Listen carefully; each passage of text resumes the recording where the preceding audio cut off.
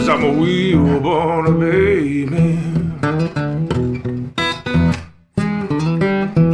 Oh, we burn down the road.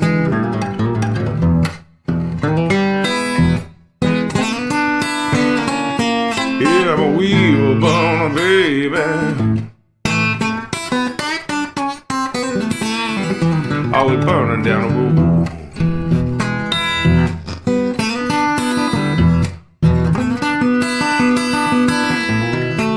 I'm a wheel-born baby. This life never gets old.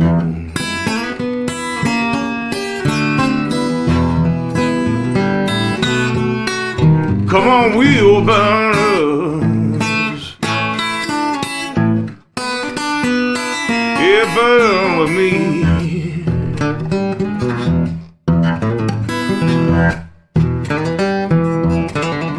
Come on, wheel burners, yeah, burn with me.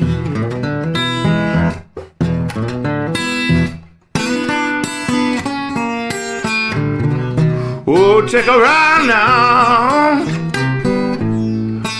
on the Wheelburner Express.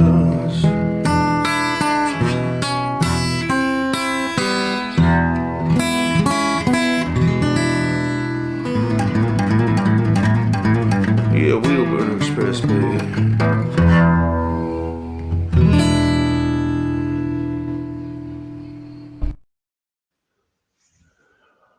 Whew, good morning, good morning. Hold on, let me get a mouthful here.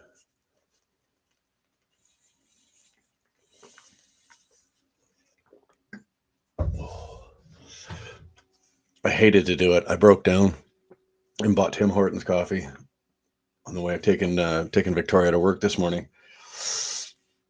Usually I make my own and it's so much better, but I don't know what it was. I went in and got her breakfast, and I didn't make breakfast this morning either. Dropping the ball, eh? Actually, the truth is we ran out of eggs. I had no eggs, had nothing to make breakfast with, so Tim Hortons it was. Sorry, babe. You got Timmy's this morning. Best I could do on short notice. So I ended up grabbing myself a coffee too.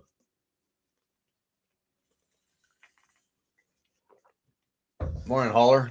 Camille, great to see you. Karen, always a pleasure. It's afternoon for Karen out there. Is it? Karen, are you afternoon already? What are we at here? What time are we at here? We're 8 o'clock. I'm 8:15 Alberta time. So what are you at? You can't be afternoon yet in Nova Scotia. You're only you're 5 hours. Are you 5 hours ahead of me?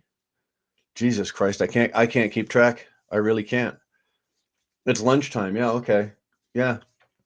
All right, well, good afternoon to you, sweetheart. Sorry, I did the last minute, ran out for a quick smoke just before I went live here. I got everything set up and then ran out for a quick one, and so my hands are cold. Who else we got? We got Freeway in the house. Good to see you, man. Always a pleasure, Terry. It's dinner time there. Well, yeah, you're not even in the same country as me. You're not even on the same continent as me. You're over in Pakistan, dude. So you're probably what, 12 hours? No, 12 hours. You're 8 hours ahead of me, something like that. 10 hours ahead of me. You're eating a late dinner. IQ, bro, can I give me an N-word, please? A pass? No, not today. We don't use the N-word up here. You're free to use whatever language you want in the chat. You just don't use the N-word. You don't know racial slurs. Sorry, I'm freezing. No racial slurs, no religious terminologies. You wanna pray, do a praise God, praise Jesus, praise whatever you praise, that's fine. But let's just keep the racial slurs and whatnot down to a very minimum. There's a couple of I think, Camille's in here right now. He's our main moderator. If you start using racial slurs or anything like that, he will stomp your nuts, and you won't get a pass. You'll just vanish. We don't need it. We don't have time for it. So other than that, you can say anything you want. You want to say something to me, bring it on to me. Anything you want. You think whether you like the show, you don't like the show, you want to talk to me, you want to insult me, whatever, bring it on to me. But just in the chat, keep it civilized. The only word I ask you not to use in the chat is the C word. Or I don't usually use it very often on here, but occasionally it slips out of my mouth. The only authorized user of the C word is Tyke Truckin'. So, but he's not here right this moment. It wouldn't surprise me if he's still sitting in customs over in Europe. So if he ever gets out of customs, he might stop by and say hi again.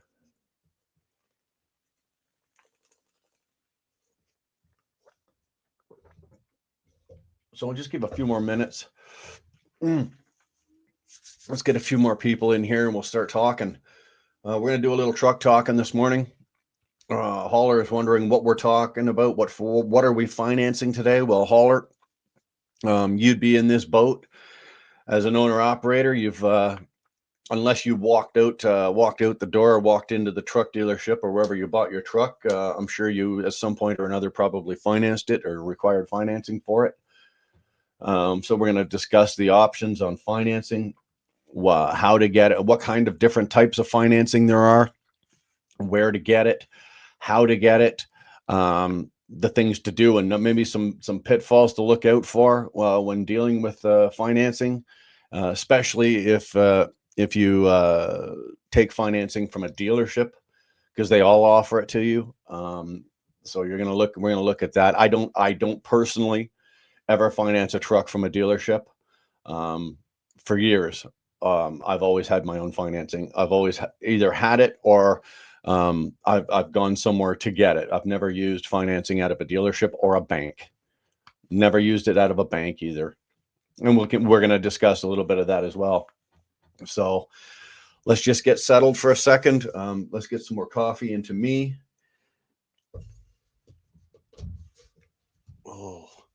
Oh, there was something else I wanted to discuss. Really quick, I'm going to throw this out there. I was live, I don't know, a couple of days ago, maybe late last week or whatever, and I made the comment. Send it. Good to see you. Good to see you. Good to see you, man. Good chat. Good chat yesterday. Anyway, I made the comment that we were talking about Walmart in Canada and the United States. And we were talking about the way, the Walmart is set up, and they're a great company to drive for in the US. As a company driver, you get the Walmart usually. I think they're most of the time, most of those guys down there driving, the company guys are driving Freightliners. And then I made the comment that in Canada, we don't have we're not set up the same way Walmart is. And we're not set up the same way as the US is with Walmart. And I made the comment that in Canada, they don't have company trucks. Okay. Meaning, what I was talking about was like, when you guys see in the US, when you see the Walmart truck going by, they got the big Walmart trailer, they got the big Freightliner with the sleeper on it and everything like that. And those are company guys. They're usually in uniform. Walmart makes you wear a uniform, which they pay for. And as far as I know, they pay for and all that kind of crap. But in Canada, we don't have that. I made the comment that it is all farmed out to third party. And then I got an email from our resident fact checker, Jason Rules, stating that I'm wrong, and that they do have company trucks. And he sent me a nice little article on it, and then called me an idiot, which is fine. What the article stated was that Walmart's fleet up here consisted of 450 trucks, and I think it was like 3,500 trailers or something. I don't have the article right in front of me. I could probably pull it up.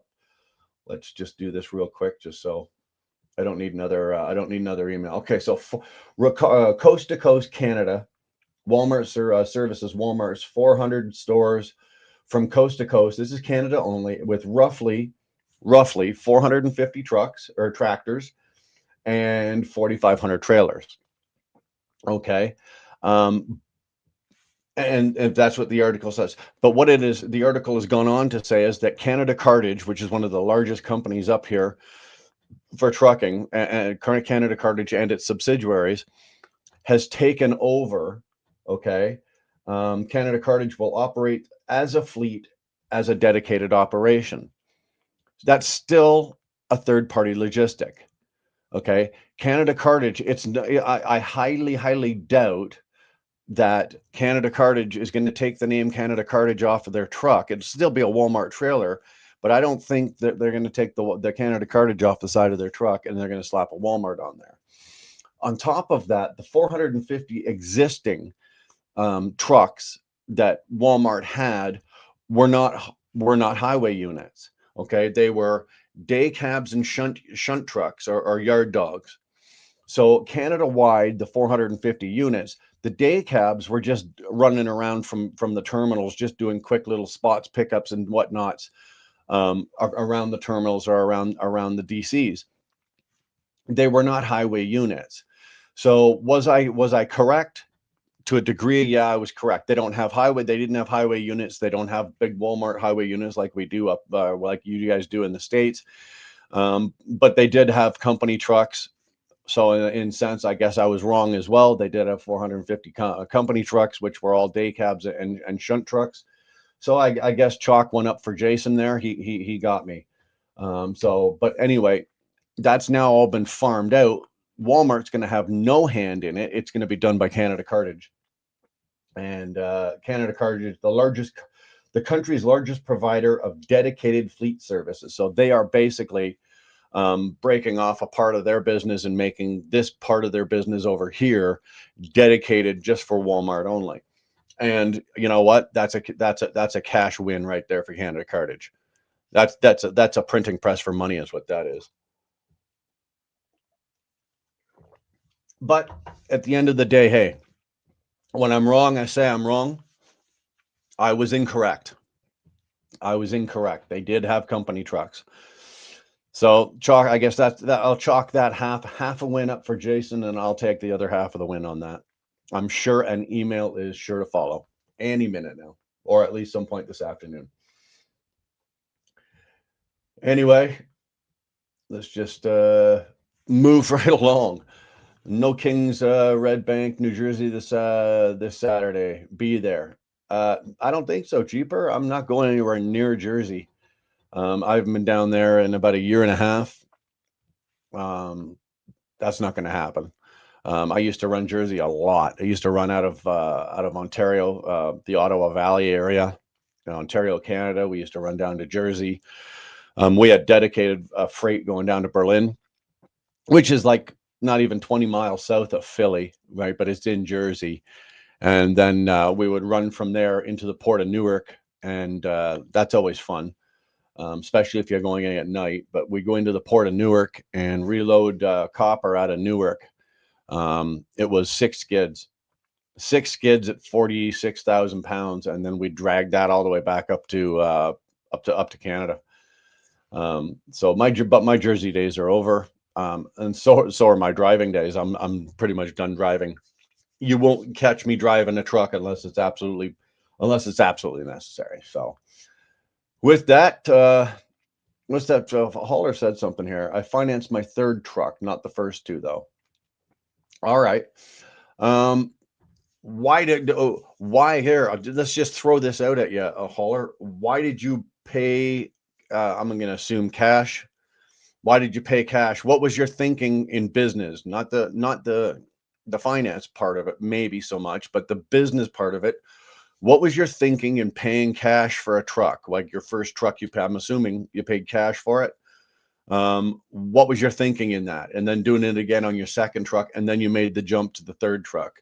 I got a feeling by the time you hit the 3rd truck, you were buying a newer unit or a brand new unit, and it was just, nobody these days, not even SoCal's walking around with $250,000 cash in their pocket. So just wondering what was your reasoning behind paying cash for a truck? Because I would never pay cash for a truck. I would never buy a truck outright and just like slap it down.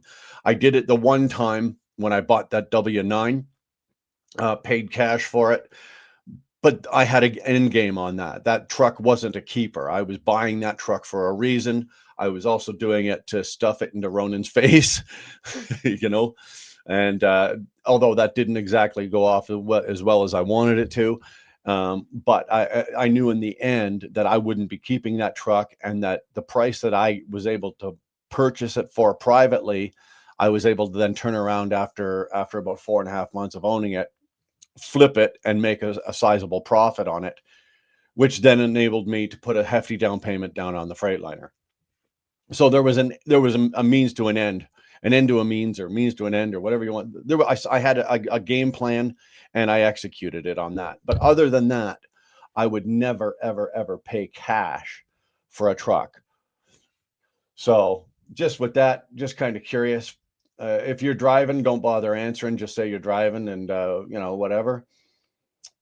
Karen, okay, I'm back. Had to start another load of laundry. Damn, another load. I did 4 loads yesterday. Yeah, I did 4 loads yesterday. I got no laundry to do today. I got a break. Although I've been awake since 3:30 this morning. It was just like up, time to go, shit to do, things to see, people to talk to, whatever. Just listening in the background, making homemade bacon, leek, and potato soup, dude. I would do that. I would pick the leeks out of it, Crag Rat. I would definitely pick the leeks out of it, but I would eat that bacon and potato. I love bacon and potato soup. I love it.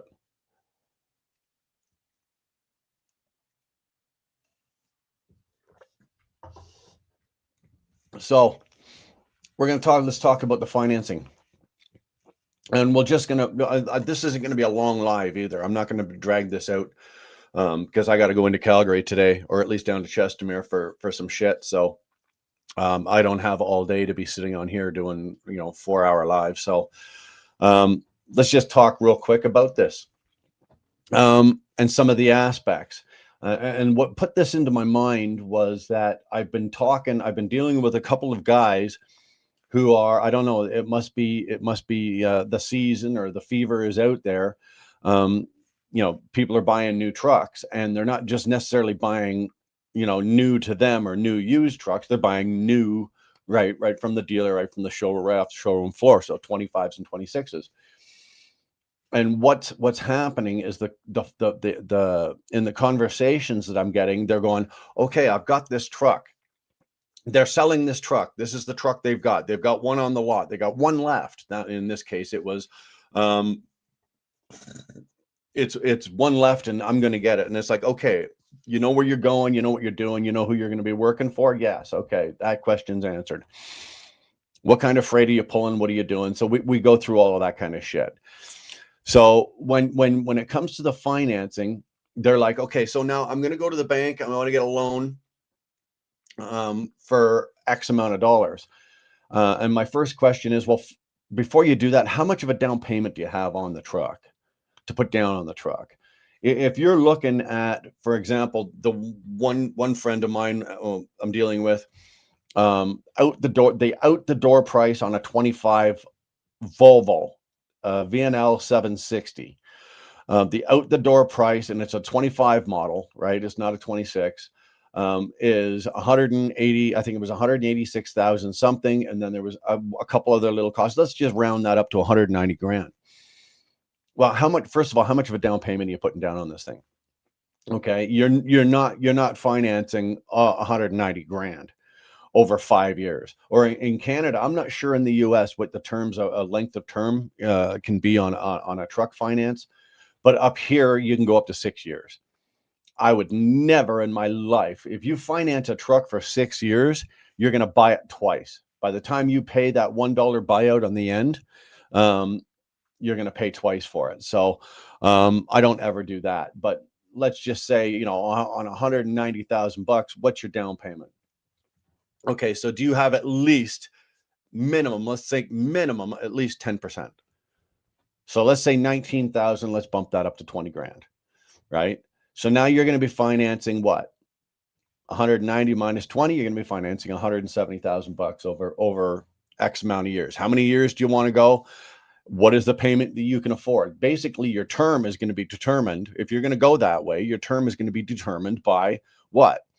How much you can afford as a monthly payment, right? If you can only afford a $2,500 payment and your, term on 4 years is on 170,000, your term on 4 years is going to be $3,800. Well, then you can't do it. You're gonna have to put more money down on it to get the cost of the finance number down, right? Or you're gonna have to extend your term to 5 or 6 years, which I recommend you try to get as much. Sell your cat, sell your dog, put your wife on the corner in a short skirt. Do what you have to do to get the most down payment you can get for that unit. That will keep your term shorter. It'll also keep your payment more manageable.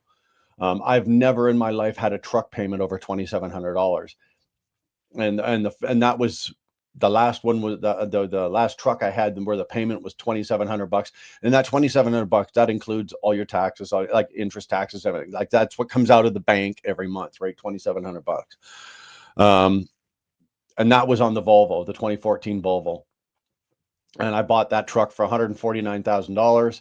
I financed that one over it was 36 months, 36 months. The payment on that was 27, like 20 or something like that. So it's $2,700.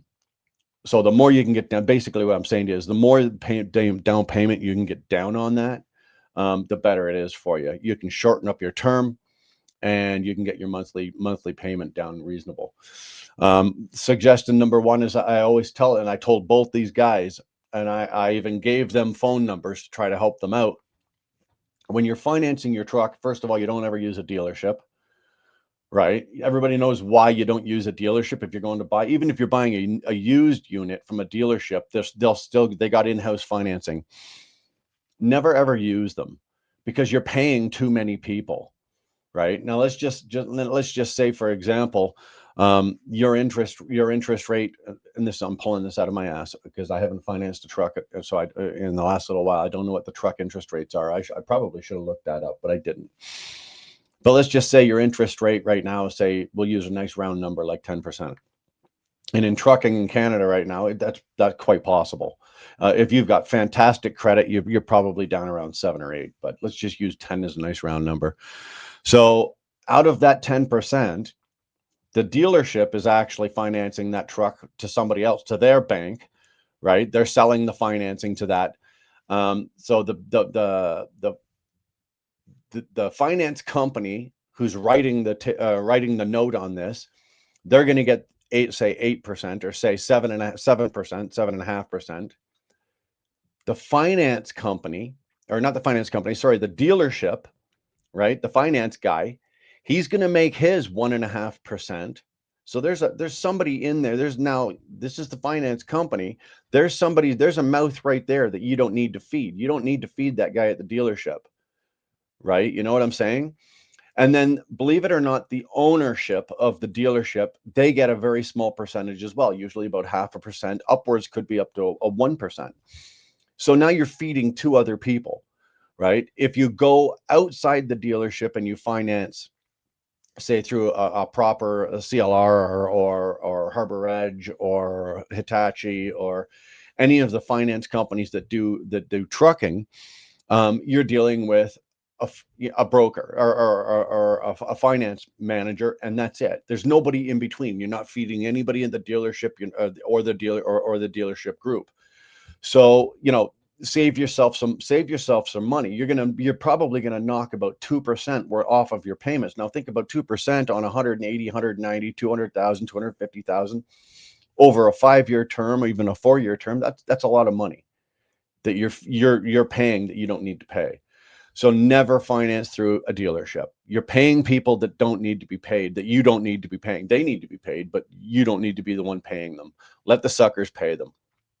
Let the suckers that have never bought trucks before, that got poor credit, that are trying to be out here and do this, let them pay it. Don't you pay the finance charges at a dealership, regardless whether the finance guy in that dealership is the nicest guy in the world. I will get you the best deal. I will, because believe me, they can make anything happen. They truly can. If you tell them I need a payment of no more than $2,200, they will get you a payment of $2,200, but your interest rate's going to be ridiculous. Your terms are going to be ridiculous. There's going to be this and that, and they're going to demand more for your down. Don't ever tell them. That's another rule. Don't ever tell them what you can afford. Tell them the ballpark you're looking. This is what I'm looking to spend, but don't say this is all I can afford, because whatever that number is, that's what they're going to aim for. They won't try to get it below. They'll try to aim for that number. If the best you can do, same as when you're buying a truck, you don't ever tell them that I can only afford $170,000. They're going to find you a truck at exactly $170,000, even though that truck is probably $155,000, $160,000. So don't do that. Don't ever say to them, this is all I can afford. Use words and terms and terminologies of, this is the ballpark I'm looking in. This is where I would be comfortable at. But don't ever say to a truck salesman or a finance manager, this is all I can afford, because that's where they're going to go. They won't go any lower. They're going to go right for that number. So anyway, a couple of quick tips. That was just a couple of quick ones. But if you're not paying cash, and here's the reason I don't pay cash, and some people agree and some people will disagree. I know SoCal pays cash for his trucks. He pulls them out of the auction all the time, and he pays cash, and he doesn't have payments on his trucks, and that works for him. Myself personally, I don't.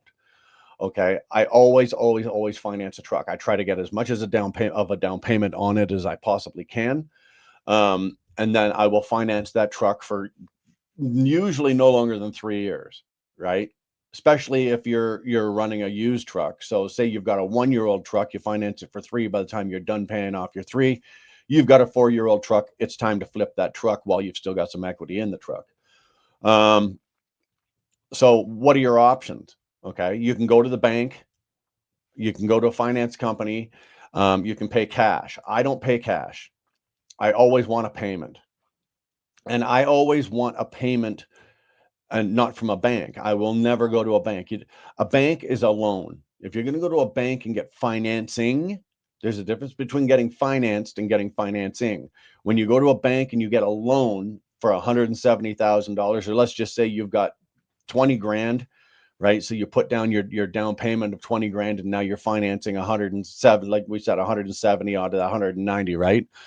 So you're going to the bank for a loan for $170,000, and your term of interest is this. There's no set term usually on those, right? So you can make a minimum payment, or you can do whatever the minimum payment is. It'll come out substantially less than you will if you finance it through a finance company. But for tax reasons, a lot of people don't like to play the tax game. I do. The tax man is my friend. And people are, I'm sure if SoCal heard me saying that, he'd be rolling his eyes right now going, my God, Brian, what the hell are you talking about? I don't pay for a truck up front for the simple reason is that it removes one of my 2 biggest write-offs. What are your 2 biggest write-offs when you're trucking? Your first one is usually your fuel, right? Trucks these days, I think my truck last year for the fiscal year my truck ran, fuel bill was about $52,000. Well, that's a big deduction. You write that off. The second deduction that I take and that I use is my truck payment. And how do I do that? Good to see you, T-Bone. Sorry, I see you in there. Tennessee, I see you as well. Good to see you here. I finance my truck, but I finance it through a lease. Okay, so I don't take all of the money from a bank. Well, if you take a loan from a bank, on the tax ends, this is how it generally works. When you finance, say we're talking $170,000. Your tax deductions on that are very limited. Okay, for the first year, on the first year term on that loan, you're allowed to write off something around the area, depending on which state or province or which country. It changes from place to place, but generally, it's anywhere from 55 to 65% of the payment on the first year. On the second year of your loan, right, you can write off up to, I think it's about 43 or 44%. And then on the third year, it's interest only. You get me? It's interest only. You're only paying off the interest on that. You're writing off the interest only on that truck. Well, if you've got that truck and you're making payments on it and you're not, because it's a loan, there's no set term, say for 3 years or for 5 years. Maybe in your head there is, but you could end up paying for that truck for 7, 8, 9 years, however long it takes you to pay that friggin' thing off. And you're after the third year, you're only paying off, or you're only getting the tax deduction on interest only. And that's it. Like there's a little more intricacy to it than that. Talk to your accountant and they will explain it to you. But these are the big, like this is the big and bold right there. Now, when you lease, now everybody thinks leasing. Oh, I'm not leasing a truck. Because when people hear leasing, they think, we'll use Swift, for example. Oh, you're leasing on with Swift. That means that Swift is providing you with the truck. They are providing you with the terms. This is how much your payment is. It's their truck, but you're leasing it. So in a sense, this argument's been out there forever, but in a sense, you are technically an owner-operator, technically, but you're using their equipment, their truck, and you're leasing it from them.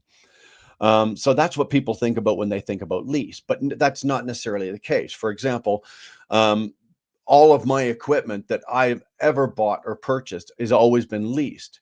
Now I use, for example, the last company I used, with the Freightliner was Harbor Edge. Now that's a Canadian company up here, and they do truck financing, and you have the choice. They'll finance you like a loan or they'll finance you as a lease. It's pretty much the same thing, except it's just written up differently. With a lease, there's a term on it. There's a length of term, 1, 2, 3, 5, 6 years. And there is going to be an interest rate, which they term now as, they call it the cost of borrowing, right? So if you look at your thing and if you look at all your paperwork and there's not a set interest rate, just do the math, right? Because what they'll do is they'll go, a lot of the times they'll go, okay, you're going to borrow, or you're going to finance $170,000. We're going to calculate that at 8% interest over a term of 4 years. That's going to come to 22. I don't know what it is, right? I don't have the number calculator, but say it comes to $22,000. So we're just going to tack on another $22,000, and they call that the cost of borrowing. They don't actually put the interest rate in there. Some places do, some places don't. So if you get one that doesn't, don't be surprised. You'll go, well, why am I paying $22,000 more when this number is this and this number is this and this? That $22,000 is your cost of borrowing. So just be careful of that, but know it's there. So I will then go to a lease, or I will go to Harbor Edge. I talk to my finance guy there, Neil, say, Neil, okay, this is what I want to do. This is the truck I want to buy. This is the price on the truck, taxes in, everything out the door. This is the truck. This is the down payment that I've got on hand, and this is what I'm prepared to do. I need you to pre-approve this and write the lease, and get ready to write the lease. I said two very important things there, right? I need you to pre-approve it, meaning that I haven't bought anything yet, but I want to be pre-approved for the truck purchase. Meaning if this deal falls through, I'm still pre-approved. I can go, like if I was buying the truck at Freightliner, I can then now go over to Volvo, find the same compared truck, whatever price. And I don't have to call Neil back and go, okay, I need to be financed on this. It's done. Your pre-approval is done. All he needs is VIN and the dealership information, all that kind of shit. But you get pre-approved. That's important. That's something that I tell everybody. And it's been told to me 100 times. And I go, you know what? You're absolutely right. And I do it. I get pre-approved on every piece of equipment that I ever lease. Now, the reason I take a lease and I don't purchase And I want you to think about from big company standpoint, for example, like whatever trucking company you work for, say you work for Swift, all of those executives are driving company cars. Now, did Swift go out and buy 30 company cars for all their executives? No. Swift went out and they leased 30 cars, probably each on a 2-year term, 1 year term, 2-year term, whatever, right? They leased those cars, and that's what their executives drive. Why did they do that? It's the same reason that I lease all of my trucks. I go to Neil, I go to Harbor Edge, I talk to Neil. Neil says to me, okay, this is this. Okay, Neil, we're going to write this up as a lease.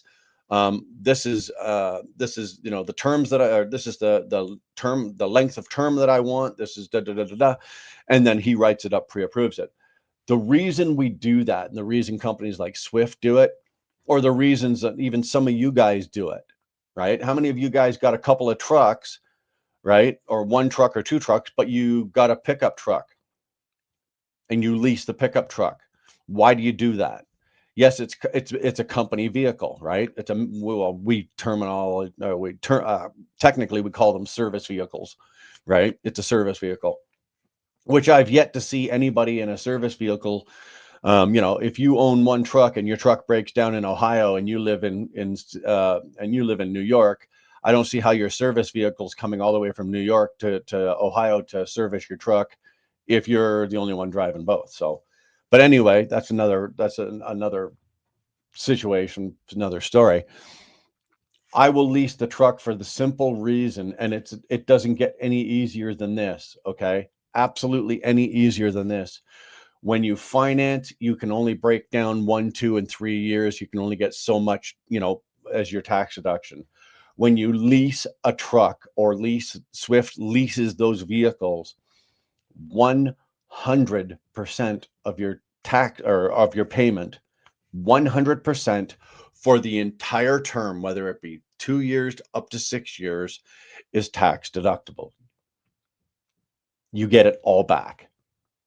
Okay. I don't mean they just stroke you a check, but when you do your taxes, that portion of payment so my payment on that Freightliner used to be $2,300 a month. So at the end of the year, I could write off or deduct $2,300 a month, and I got it all back. It was 100% tax deductible. When you take a term from a loan from a bank, you don't get that. Like I said, first year you can write off about 60%. Second year you get about 30 or 43% or 44%, and in the third year it's interest only. Now there are some other things that you can do when you're doing that, financing through a bank, and there are some other deductions you can get. But the whole term of what you're doing when you do that will never, ever, ever, ever equal the amount of money that you are getting, the tax break or the tax deduction you're getting when you lease a vehicle. If you did it over 4 years as a loan or 4 years as a lease, your deduction on 4 years of a lease will far exceed what your 4 years of deduction on a loan will be. And that's why I do it. Okay. I lease my vehicles. I've always leased my trucks, my trailers, anything to do with equipment has always been on a lease, and it's always been on a term, and it's always been with as much down payment as I can possibly cram onto it, and at the shortest term possible. I also urge you guys to do this. Okay. Shop your financing around.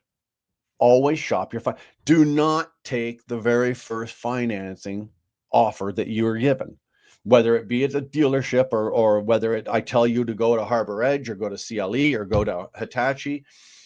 I go and I shop it. Okay. Every single time I'll shop it to no less than 3.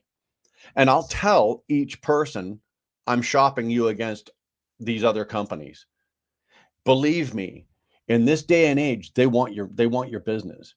So that tells them right there, okay, that we can't just give this guy willy-nilly and he's going to take something. He's going to go to all 3 or 4 or 5 if you want, and he's going to get the best rate. So I have to make myself work. I have to make myself look like I'm giving the best rate. And that's what I do. Do not ever, ever, ever accept the first lease payment or the first option or the first interest rate. Also, remember this as well. Your truck price is negotiable. Nobody in their right mind walks into a dealership, or if it's a private sale, the only time, let's even say with auctions, it's negotiable because you're bidding on it.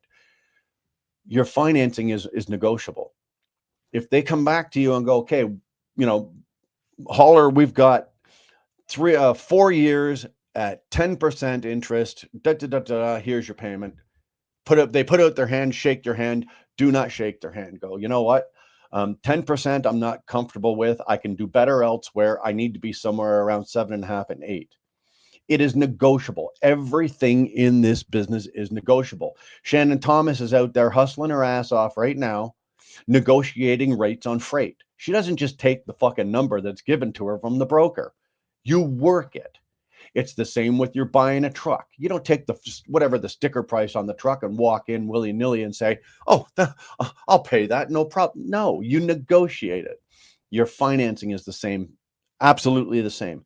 You do not take the very first offer that's given to you. And secondly, once you've got some numbers in front of you, you negotiate with these people.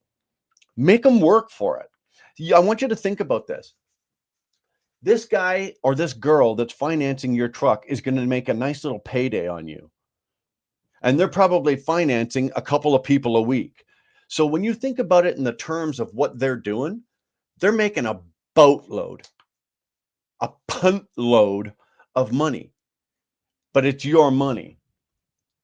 I don't mind feeding other people, right? Everybody's got a job to do. Everybody's got to do their job, and they've got family, and they got to make an income. And let's be fair about it. But I'm not giving you any extra money that I don't absolutely have to. So I will negotiate. I negotiate my rate. I will move terms around. For example, most of them, most finance companies, whether it be at the bank or at finance, they want to go, okay, so it's 12 months, 24 months, 36 months, 48 months, or 60 months. So when you go to them and say, well, 36 is 3 years, let's go 42 months. And all of a sudden they'll go, put the brakes on. It's not in their wheelhouse. They've got everything calculated on spreadsheets and everything for 1 year, 2 year, 3 year, 4 year, whatever the months are. So you go, okay, let's go 50 months or 40 months, whatever, right? Then they have to recalculate. I do that as well. I've done that once on one finance deal. I couldn't get what I wanted. I couldn't get the payment I wanted at 36 months, but I wasn't willing to go up to 48 months. So I hit them at 40 months. Okay, let's spread this out over 40 months. $1 buyout plus tax on the end. Make them work for it. Why should it be so easy that you just walk into the dealership or you walk into somewhere, whether you walk into the finance office and just go, okay, yeah, that looks good, sign, and walk out just happy that you got financed? Some people are just like that. They're happy that they got financed. Oh, thank God I got financed. You know what? It's not that goddamn hard to get financed. I could go down the street right now to the zoo, pull a fucking monkey out of there and go get it financed on a truck on a 5-year term. It's not hard. Good credit, bad credit, whatever. Now, in saying that, remember as well, the better your credit, the better the credit rating you've got. Okay, so you probably want to try your best to stay above 700. If you're in the 800s, then you're golden. But if you probably want to stay above the 700s. But the better the credit rating you have, the more pushback you have when it comes to negotiating interest rates. The interest rate will go higher the shittier the credit you have, because you're termed a risk, a higher risk. That may not necessarily always be the case. You may not be a risk. You may have had something happen, divorce. Divorces wreck credit ratings, right? You could have a divorce, your credit rating takes a tank for a bit, whatever. That kind of thing. But the banks don't look at it that way. They look at, or financing companies don't look at it that way. They look at, oh, you got a 600 credit score. Okay, you're going to pay 11.5%. But if you had a 700 credit score, you might pay 8.5 to 9%. And that's just the way they do business. They don't even look at the people or the situation, and nor should they. They don't want to take that time, and they don't really have to.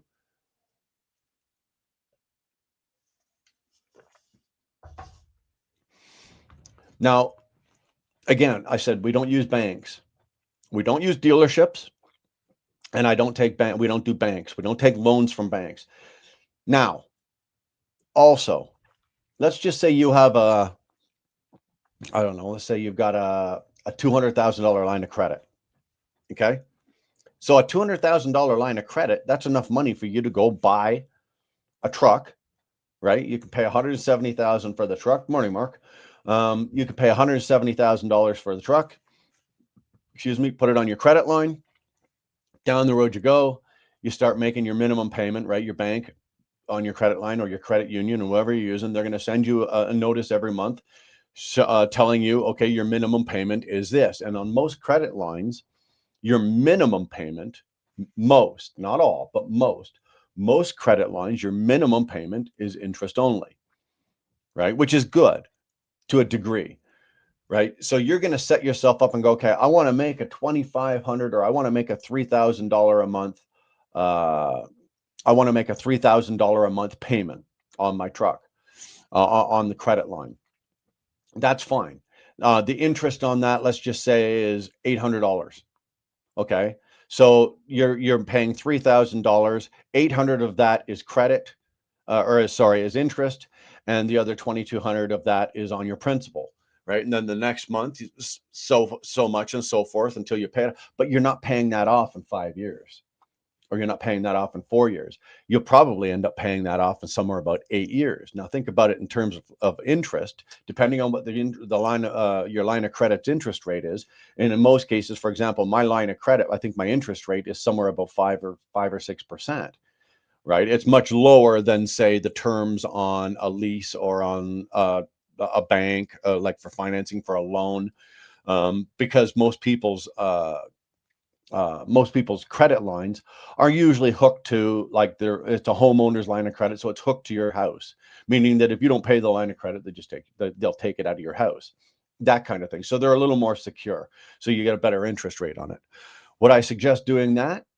No, because again, all those payments you're now making back to your own credit line, you can't write those off. They're not taxed. A certain percentage are at a very small amount, but nowhere close to what it would be as if you took a lease with 100%. Remember, you put, let's just say on that, you put $50,000 down. That $50,000 down payment you will also have to include tax on that. So in Canada, you're going to get that HST and GST back on that $50,000 right there.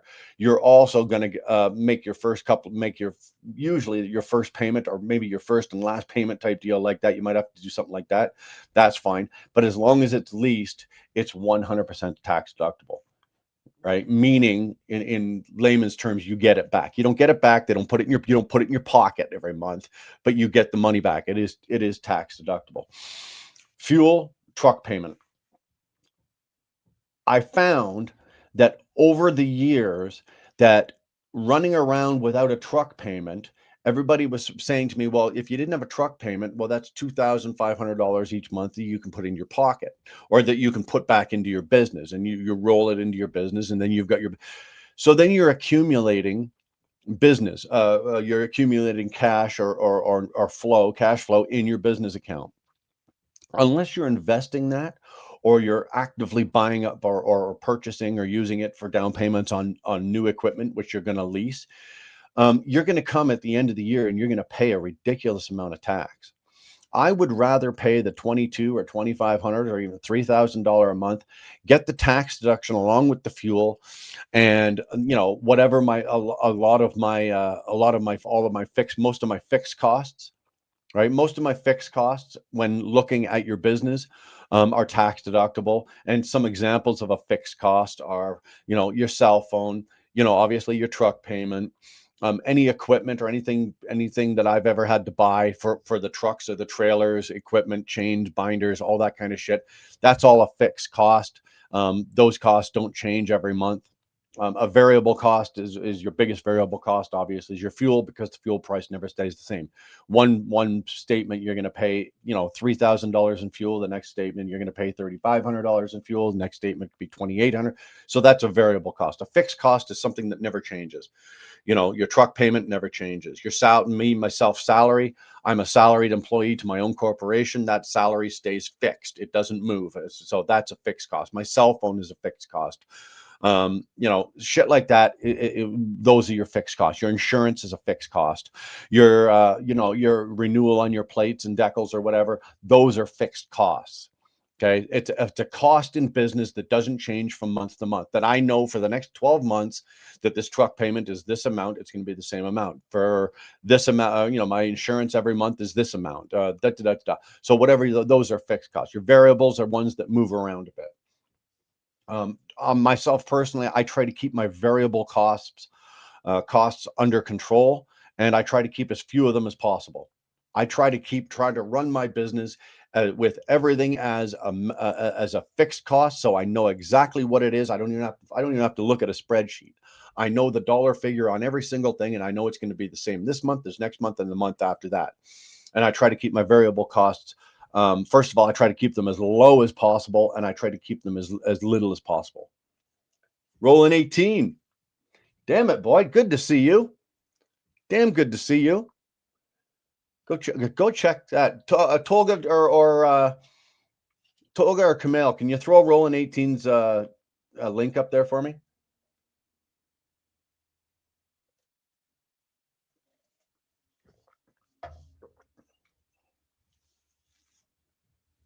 Good to see you, brother. Hopefully you're safe. Hopefully you're safe and doing well. Hopefully you had a good weekend. Living the dream. Didn't get notified. Confused. You're not driving anymore. No, brother. We retired. Meaning no longer driving truck. Retired. I gave enough at the office to last 2 lifetimes, as you're discovering yourself right now. You're in the last quarter of your game as well there, buddy. Or let's say you're in the last third of your game there. I don't imagine you're going to be doing this until you're 75 or 65.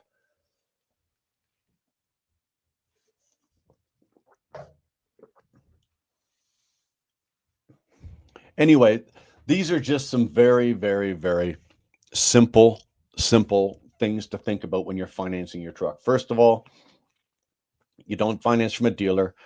You don't go to the bank and get a loan. You don't do that. If you can, and you have the ability and you have the credit, you always lease your truck. There are arguments, again, for going either way. This is just my experience. Okay. As an owner operator, I've owned, I think 11 different trucks. I wasn't driving all of them, right? I never didn't drive all 11. I had people working for me and drivers and shit like that. But this is just my own experience going back and forth. I tried it with, buying the truck outright, paying cash. I've never taken a loan from a bank, and I've never used my credit line, or I've leased it. I've always come out at tax time much better with the terms written as a lease, just for the simple fact that 100% I get everything back, including the tax, right? The payment is 100% tax deductible, and you get your HST and GST and HST back. Well, I get it back. I used to take it back quarterly. So that's just where we were going with this. Okay. Everything is negotiable. Do not ever in your life take the first term of a lease or a loan, if that's where you're going. It's negotiable. The price of the truck is negotiable. The terms are negotiable as well. How you finance that truck, what you do with your financing, make them work for you. Number 3 is shop your financing around. Once you've decided which route you're going to go, I'm going to lease. That's fine. I'm going to go to Harbor Edge. I'm going to go to CLE. I'm going to go to Hitachi. I'm going to get them all set like that. This is what I want to do. Go and let them know I'm shopping you against these other 3 guys or these other 2 guys. Let them know.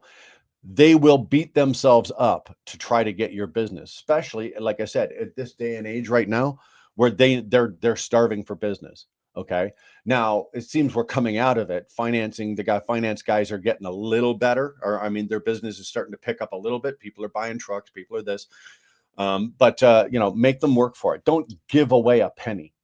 And when they come to you with it, if it's the perfect term and you can deal with it and it's good, take it. But if it's not and you think you need to negotiate it, always, always, always negotiate it. Never take anything at face value.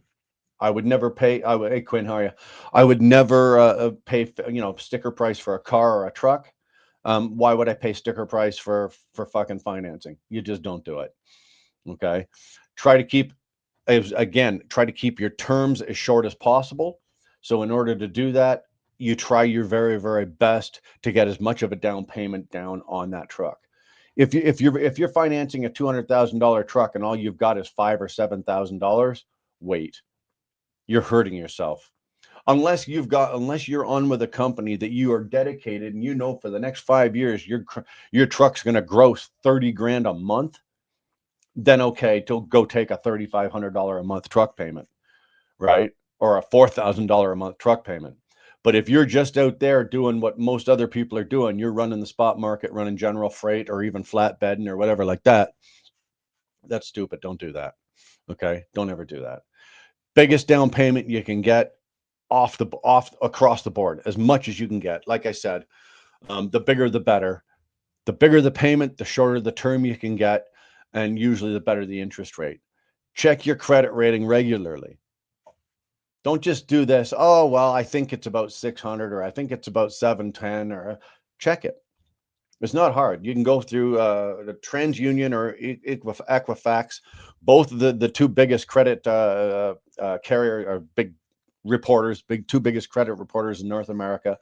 You go in, you can find it. You can find out exactly what your credit score is. You can actually see what's on your credit report, what's hurting you, what's helping you, what's done. And if you've got problems with your credit, get it cleaned up before you even think about this. Don't go into business if you've got shit on your credit. If your credit rating is 610 and you don't know why, go find out why. It'll be on there. I usually go to TransUnion first. They are the most established and they are the most accurate. And they show everything. And they show everything for the last 7 years. Right? Equifax is 7 years. TransUnion is I think 18 years, 17 or 18 years. So it's all on there. Even if you've made all the payments on whatever, a loan, and the account is closed and it was in good standing, it'll still be on there showing closed in good standing. Simple as that. Check your credit rating. Once you've established yourself and you know what your credit rating is, then you can make the decision, okay, maybe I shouldn't be. Maybe I shouldn't be doing this. My credit rating's not very good. I'm not going to get a very good interest rate. I probably won't get the terms I want.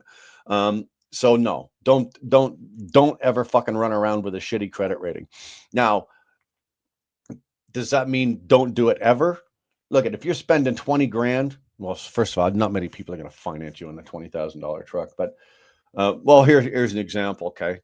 And this was actually funny as shit. I sold the Freightliner, okay? And I sold the Freightliner, and let's just say it was under 50 grand. So it was not a big purchase for anybody, right? The number was under 50 grand. It took this guy 2 weeks to get financed on it. I was losing my shit. I could have got financed on $50,000 on a $50,000 truck in 45 minutes. It took this guy 2 weeks to get financing. He went truck shopping, made the deal, closed the deal, and then went to go get financing, and people didn't want to finance on that amount of money, that little amount of money. Why? Because the guy's going to pay it off in probably a year and a half, and they're not going to make, a lot of money unless, which I found out afterwards, his interest rate was 16%. Why was his interest rate 16%? Imagine paying 16 fucking percent on a truck loan or a truck finance or a car finance or a mortgage. Like, Holy shit, 16%. Why? Because his credit score didn't even break fucking 600. They'll finance you, but you're going to fucking pay for it, especially over, say, an 18-month term. And that's what happened. Meanwhile, I'm sitting here like this. Like, what's going on here? Like, Christ, do you want me to loan you the money myself? I'll stroke you the check. You pay me back with some interest on it, for Christ's sake. Don't ever do that if you're selling your truck. When I was selling this truck, you want to know how many fucking people? Oh, will you finance it? Yeah, okay. I'll never see that truck or a payment again in my life. Don't ever do that either. So basically, what I'm saying is, this is the order I would suggest you do it in, right? Go get your financing, get pre-approved first. Okay. Shop your interest rate around, shop it around. But once you've got it solidified that you're pre-approved, you can go buy just about anything you want. Let's just use round number 200,000. Get yourself pre-approved for $200,000 purchase. Out the door, 200,000 bucks plus interest, and this will be your payment. Get that pre-approved. Get it signed, sealed, and delivered. Once you've got it, then go start shopping for the truck. Right? Don't find the truck first, then go get financing. Get the financing first, then you can take your time. There's no hurry, there's no pressure. Go find your truck. Okay? Financing. Back to financing. You want to take a lease. If for any reason you want to give money away and you're feeling gracious, please go ahead and do it and take a loan out or use your credit line or whatever you want to do. But the most bang for buck, I love that terminology when it comes to things. Freightliners are the best bang for buck trucks. They're not the nicest, but they're most bang for buck. Financing, bang for buck, go with a lease. 100% tax deductible all the way through the whole term. Always use a lease. So then you can go find your truck. Once you've been financed, you've got your financing solid, it's done, you go find the truck. People just go, oh, well, this is what they're offering. This is what they've got. Bullshit. Shop your truck. Find out where you're working. Are you staying at the company you were working for? Yeah. Okay. Where do they run? They run East Coast. Okay. So you're going to be running New York, Jersey, PA, parts of probably Maine, West Virginia, all that kind of shit. Virginia. So you're going to be doing a lot of hills, right? So is your truck geared properly? Do you know that? Is your truck geared properly? Is it set up properly to run those kind of, what kind of weights are you going to be pulling? You're going to be usually running around, 75, 80,000 pounds. Okay. So you want your truck geared properly for that kind of hill work and shit like that. Know this kind of shit up front, man. Always know this shit up front. If you're going to be running, so if you're running those kind of hills, and that's primarily where you're going to be for the next couple of years because business is good and East Coast work pays very well and business is good, that's where you're going to be, then you know what? You're probably you want a gear ratio of somewhere between 370, and you want a 12-speed automated transmission. And that will get you the pulling power, and you fuck around with your horsepower. You want your horsepower somewhere around 475. Don't ever leave when they come out of the dealership. Most of them are at 500, 505. Take it down. The torques are usually maxed out on them as well. I took that Freightliner from, it was 505 when I got it, and it was 1780 on the torque setting. I took the torque ratio down to 1720, took the truck down to 475. You know what? I still got a lifetime mileage when I sold the truck of 8.3 miles per gallon over 5 years. Come on.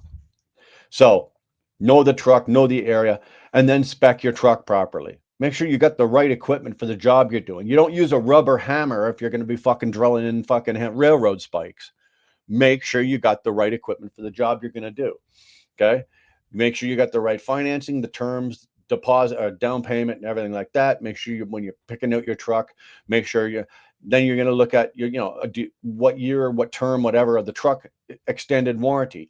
A lot of the time, what I will do, and I've done it pretty much with everything, with the exception of the Freightliner, I didn't have to, but there's been a couple of trucks where I've had to buy where it was out of extended warranty. The warranty had come through, but it was out of extended. What I did is I purchased the extended warranty and rolled that into the price of the financing. So I let the financing guy know that, okay, the truck purchase is this. It's another, say, $9,800 for the extended warranty. So now we're up at this number here. And that number there is what we're going to finance minus my deposit. So I've always taken extended warranty, and then I've always tried to do the best I can. With the Freightliner, I wasn't successful, but something else, I had something on the back burner, and I was doing that with the Freightliner. So I hung on to it longer than I usually do, and it paid off for me. I didn't run into any issues with needing warranty work. Any truck issues with that truck, any issues with that truck that I had were all covered by warranty. I didn't have a single big ticket item that I had to pay for out of my own pocket, short of getting the fuel tanks fixed, because I had that problem with the tanks equalizing, right? Other than that, everything else was warranted. So get your financing, get your truck, make sure it's properly spec'd, make sure it's what you want, make sure it's comfortable. Don't settle, right? Don't settle. Trucking dealerships have a really bad habit, and it's not a habit. They do this on purpose. They will present you with 2 or 3 trucks, all about the same mileage, all about this, but different price points, right? But they will try to get you into um, something that you don't necessarily want, right? Don't settle for anything that you're not comfortable with. Don't settle, and I mean with comfortable, I mean comfort wise. Don't take a base model fucking Freightliner with plastic floors, no EPU or no Wabasso, no fridge, no CB, like just the bare necessities, like a fleet truck. Don't take that just because that's all you can get. Wait. You will be more miserable driving around in a truck that you don't like than you would be staying as a company driver for another 6, 8, 9, 10 months a year, saving up a bigger down payment and getting yourself into a more comfortable truck. I know. I've done that. Okay. I've been in a truck that I didn't like driving. I wasn't comfortable in. Um, I didn't like the way it handled, but you know what? I took that truck because I was in a bind and it was a time crunch factor. And I settled for this because, oh, well, let's just get this and get it done with. Don't do that. Don't do that ever. If it's your first truck, don't settle for it, man. Do it right. You've heard me say that before. Do it right. Okay. Don't ever settle. Get your down payment as big as you can. Get your financing in order. Get the truck fucking though that you want to spec properly, but make sure it's the truck you want. Nobody wants to be driving around in a fucking truck they don't like or they're not happy with. Right? There's nothing more depressing than getting out of your truck at the truck stop. You're walking across that parking lot and you're going into the terminal. And when you turn around and you look at your truck, you go, oh, Jesus Christ, what's that? Nobody wants that at all. So don't be that guy. If you can't afford the truck you want, right? For Christ's sake, wait. The market's not going anywhere. Trucking isn't going anywhere. You don't have to be an owner operator today. Okay, you just don't have to do it today. It's going to be here tomorrow. It's going to be here next week, next year. We're not losing owner operators in the next 5, 10 years. We're going to be around. There's always going to be work. Do not be in a hurry to do this. If you're going to do this, for God's sakes, man, do it right. Take your time. Learn as much as you can. Take the time as a company driver and learn as much about the operations. If you're driving a truck for somebody, not necessarily a corporation or a company, but you're driving it for another owner operator, ask as many questions about his business as he's willing to share. Learn how to do certain things. Find people out there like us that will help you, that'll show you, okay, like and what I've given you, what I'm sharing here with you here is just the bare minimums to get you started. There is a whole lot more to this, that when you go to start your business, do you incorporate or not? You're sole proprietor or not? Like all of these, and know the benefits of each. These are the benefits of sole proprietorship. These are the LLCs if you're in the US, or incorporated if you're in Canada and the US. These are the benefits of this. Weigh them out. Which way do you want to go? Know some of your tax rules. Like these are the things that you should be asking people before you ever decide to buy a truck. There's nothing worse than watching some guy go out there, blow a shit ton of money, buy a truck thinking he's just going to turn the key, put some fuel in it and go to work. It doesn't work like that. We did a discussion last week there on the trucking business and the business of trucking. The trucking business is what we do. We go from here, pick up this, drug deliver it here, do this, go over here, pick up. That's the trucking business. The business of trucking is all of this shit here that we're talking about in the background. This is all the stuff that we have to do or we have to know to make us so that we're able to do the trucking business. So we're able to do all the intricate shit that goes on behind the scenes that enable us to drive our trucks and do the work that we do out there on the road. So try to learn as much of that as you can. I can't emphasize that anymore. Learn as much as you can. Ask questions. Find people that will want to talk and that will share with you. Find people, find YouTube. There's lots of YouTube channels out there, not just mine. Jeff Like is out there freely sharing information all over the place. That guy's a goddamn professor when it comes to trucking. Listen every morning. I'm not sure if he's doing it every morning. But listen to Steve, Snorlord, the Metalhead Viking Caveman. Listen to that guy. That guy's out there. He's dispatch. He owns his own. He works for Jeff Like. He's on with Jeff Like. He's a safety coordinator and everything like that. But he's also dispatching on the side. He's got his own truck, his own guys that he's dispatching. He's got his own thing going, and he's freely giving you information. And better than that, not only does he give you business sense and sensibility information, he will also give you market information on what's going on in the market. He usually goes for about an hour a day or an hour a couple times a week. He'll show you what markets are hot, what regions are hot, what lanes are hot, what rates are, what to expect, what not to expect, what to pay for. Like, you'll go through things and say, okay, this is this. I would not pay this. I would not pay this. I would not pay this. This is where this should be. Looks like this is a little too high. Definitely check out Snorlord. Definitely check out Jeff Like. There's a few other guys out there that are doing it that if you need help, you can probably reach out to their channels. And especially when it comes to the big ticket items, you're talking about purchasing your truck, financing your truck, purchasing your truck, and your trailer, and then getting yourself set up in business. The best way to do it: LLC, corporation, sole proprietor, whatever, partnership, all that kind of shit. There is so much to it. But if you can you don't have to know everything about everything, but if you know a little bit about everything instead of a lot about one thing, you'll come out way farther ahead. Because if you know a little bit, or say you know something about almost everything, the rest of it you can learn as you earn, right? But if all you know is a lot about one thing and you don't know jack shit about these other 25 things, learning as you earning can be expensive and it will hurt you. It really will. So try to learn as much as you can about financing and how it works, about truck purchasing and how it works, about corporating and whatever and how it works. If you're going to be leasing on with a fleet, learn how to negotiate that. It was the last contract I had. Yes, I was on with a fleet, and yes, for what they were doing, they have a set mileage rate and they have this and they have that. But then we got an opportunity. Some of us got an opportunity to go onto our sister fleet and do heavy haul work, and that's what those ingots were. And I had the chance to go in and negotiate my own deal. Know what you're worth. Find out, and to know what you're worth, you need to know what your day-to-day operations are. This is another subject, but I'm just going to touch really quick on it. Run your business on a day. Hold on. Run your business on knowing what your day-to-day operations are, not for the week, not for the fucking month, what it is for the day. Okay. I know, and Shannon Thomas will do this and attest. She does this as well. Attest to this. Jeff Like preaches this. There's a few other guys I know that do this. I know exactly every single day when I shut my truck off.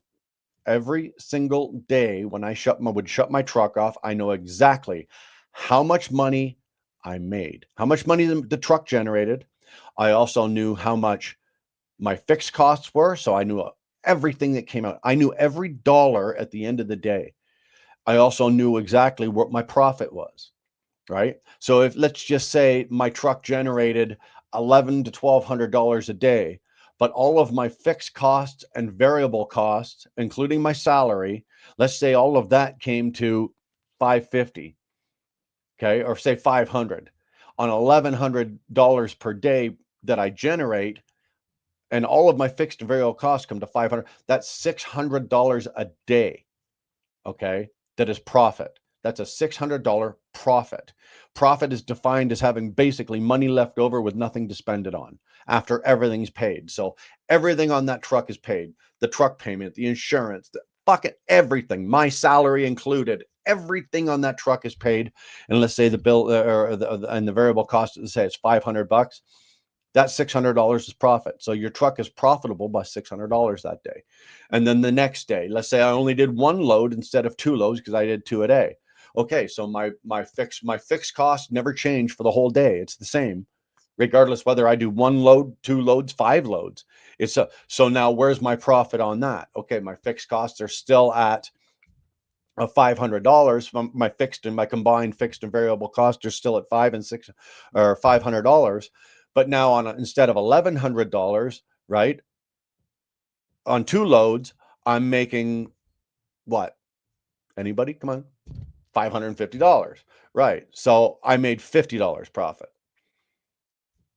Is that bad? People are going to go, well, that's the $50 profit. That's fuck all. Wrong. If you look at it in a sense of $50 is not even worth going to work for if all you're making is $50 profit. That is $50 profit, people. Profit. All the lights have been paid. Everything's paid. That is $50 with nothing to do. It is still a profit. Is it worth it to do? Yeah.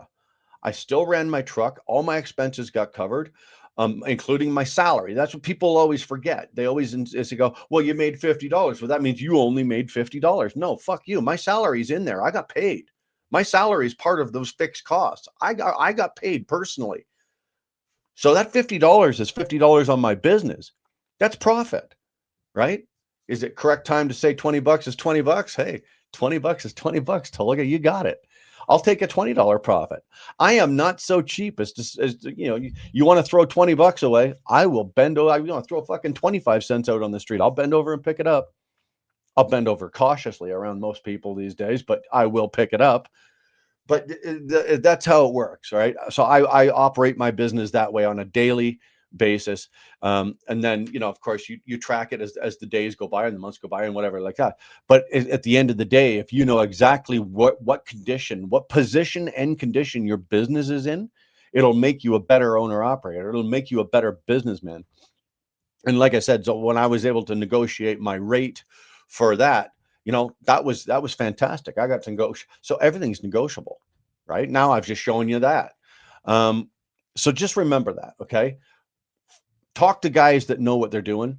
And I don't claim to know everything. I don't. Trust me, I don't. There's a lot about this business that I could stand to learn. I don't know it. But at least if I don't know an answer to something, if you're asking me a question, I don't know the answer, I'll tell you, man, I don't know the answer. But chances are I know somebody who does. So if you want to give me 10 minutes, half an hour, whatever, I'll get you the answer. I may not know it, but I'll get it for you.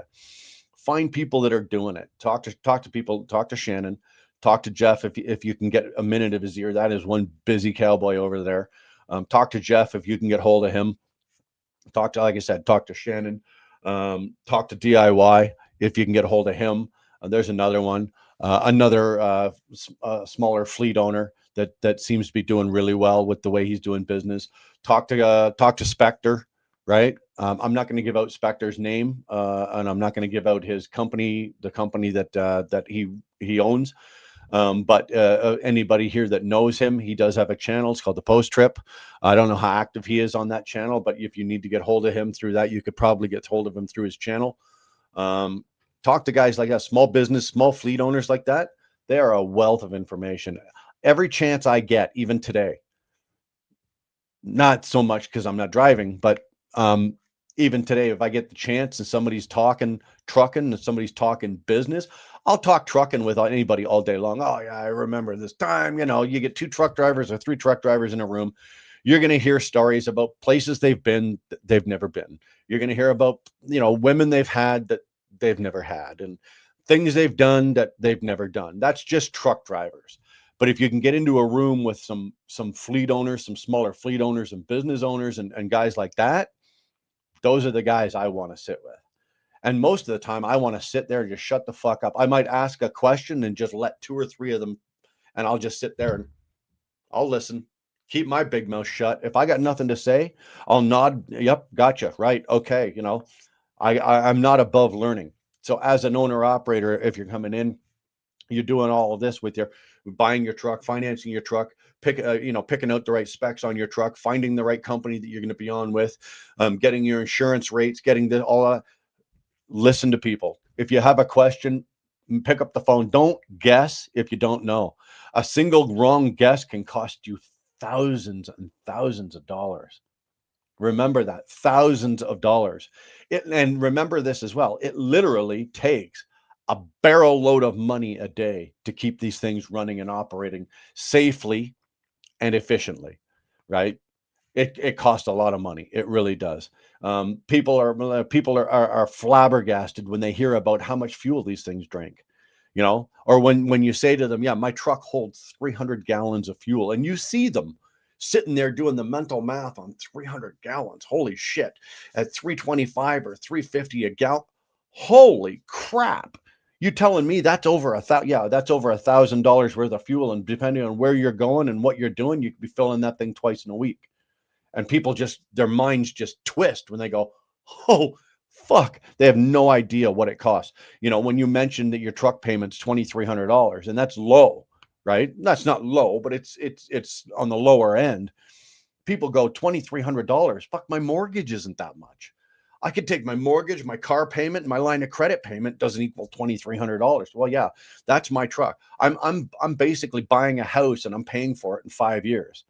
Right? When you buy a new truck these days, people don't get it. So if you're coming into the game and you don't know any of this stuff, you better learn it very, very, very, very quickly.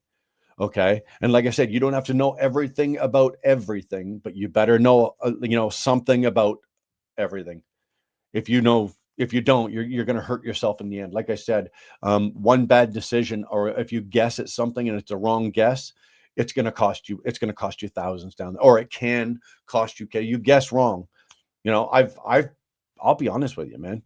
In my entire career as an owner operator, did I always make the right call?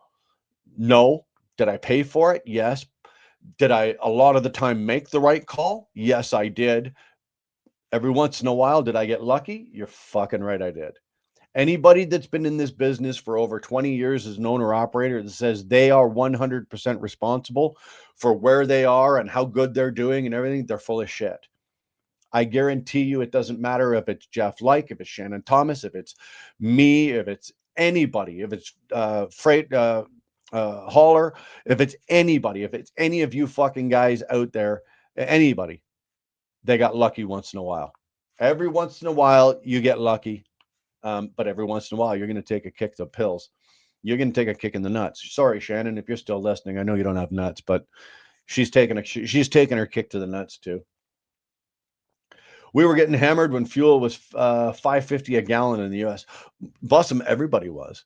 Remember when it was $5.50 a gallon in the U.S. when we did the conversion from liters to gallons, and then from the Canadian dollar to American dollar, we were at certain points we were somewhere north of $7 a gallon. Could you fucking imagine that? I used to put enough fuel in my truck to get me out of Canada and through New York State or Michigan, whichever end of the province I was exiting from. So if I was crossing out of Michigan, I had to make sure I had enough fuel to get out of Canada through Michigan into either Indiana, Pennsylvania, Illinois, or something like that, or Ohio, right?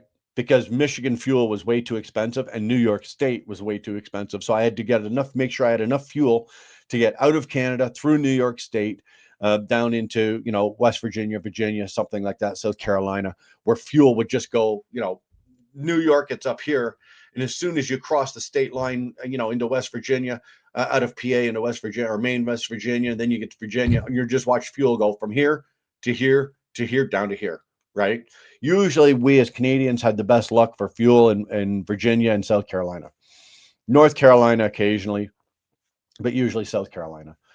So, I know what price of fuel can do. And yes, you go, oh yeah, but you get all that back. Yes, you get all that back as a tax deduction, but you know what? I'd rather, when it comes to fuel like that, I know I'm going to spend money on fuel. I know I'm going to be in excess of 50 grand a year in fuel, but why should I be at 60 grand or 65 grand because I'm paying too much for fuel at the time? I would rather, in that case there, I would rather have the cash in my pocket than the tax credit. And that's just me. You know, we did the math on it, and it worked out that, okay, the tax credit I get back wasn't quite equivalent to the dollar savings or the fuel savings, money savings that were going into my pocket by bypassing New York State or bypassing Michigan. So there you go, guys. There's some very simple tips, some very simple things about financing. There is more to it. Okay. I'm not sitting here saying that I've given you these is the way to do it, and I've given you all of the intricacies of it. There's more to it, and that's up to you now. Woo! That is up to you now to do. I've got you started. Hey, relax. Chill out.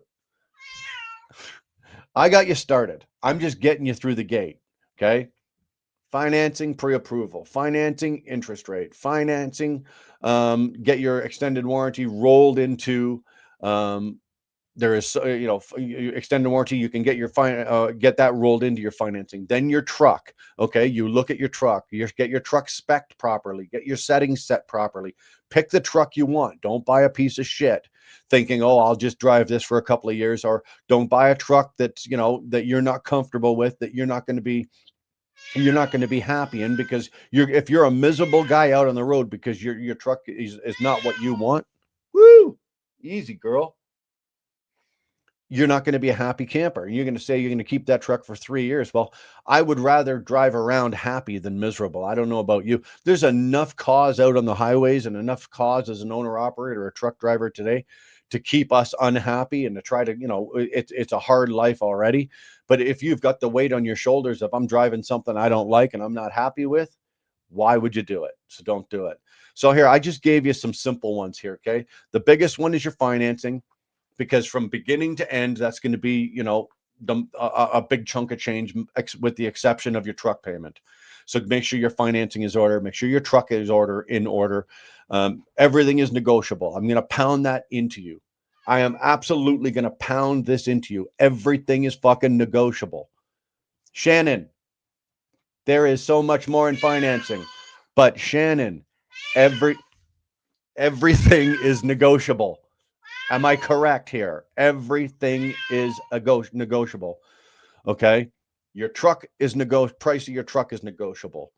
Your financing terms are negotiable. You do not take the first deal that they throw at you. Negotiate. Everything is negotiable. Okay. Finance.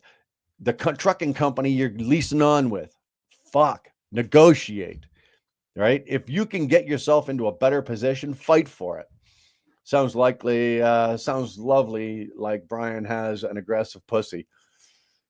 Hey, it's not my pussy. Trust me. I inherited it. Is there an inheritance tax on pussy? Anybody know? Just checking. Yes, but know how credit and banks work before you do anything. That's what I'm trying to push down, not so much your throat, Shannon, but everybody else's, right? Know what you're looking for. Know how to negotiate. Know a little bit about everything. And if you don't know, if you're in a negotiation, especially with financing, if you don't know, don't just sign off on it and go, oh, well, I'll figure. Tell them, you know what? Hold up. Give me a day. I need to make a couple of phone calls. They're not going to take the deal off the table. All right, call me. Dude, he's not going to be happy about it, but call me tomorrow. And then you call somebody and get some advice. This is the deal that's been laid out before me. What would you do? Is this deal good? Does it work? How do you feel? Get advice.